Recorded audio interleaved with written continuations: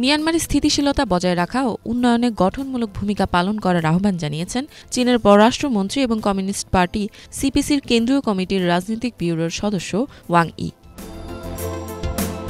থাইল্যান্ডের Chiang মাইতে 9th লেজং Mekong cooperation এলএমসির আগে পররাষ্ট্রমন্ত্রীদের সাথে এক বৈঠকের পর প্রেস ব্রিফিংয়ে এই মন্তব্য করেন ওয়াং।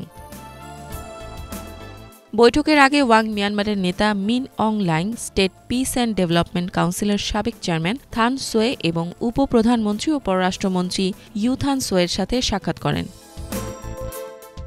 এ সময় জাতিসংঘ নিরাপত্তা পরিষদের স্থায়ী সদস্য হিসেবে চীনকে এই অঞ্চলে শান্তি ও স্থিতিশীলতা বজায় রাখার জন্য নিবেদিত বলে উল্লেখ করেন ওয়াং। ওয়াং বলেন, চীন মিয়ানমারকে তার সার্বভৌমত্ব, জাতীয় ঐক্য এবং আঞ্চলিক অখণ্ডতার রক্ষায় সমর্থন জানায়। ওয়াং আরও বলেন, মিয়ানমারে গৃহযুদ্ধ উস্কে দেবার মতো কর্মকাণ্ড এবং ইচ্ছাকৃতভাবে দেশটির অভ্যন্তরীণ বিষয়ে বহিরাগত শক্তির হস্তক্ষেপের বিরোধিতাও করেন তারা। এ সময় দুই দেশই নিজেদের রাজনৈতিক আস্থা বাড়ানোর আগ্রহ প্রকাশ করে। এছাড়া আন্তর্জাতিক অপরাধের বিরুদ্ধে নিজেদের প্রচেষ্টা জোরদার করা সহ মিয়ানমারে চীনা কর্মী ও প্রকল্পগুলোর নিরাপত্তা নিশ্চিত করা এবং সীমান্ত অঞ্চলে স্থিতিশীলতা বজায় রাখার ব্যাপারেও আলোচনা করা হয়। ইফাত জাহান, বাংলাভিশন।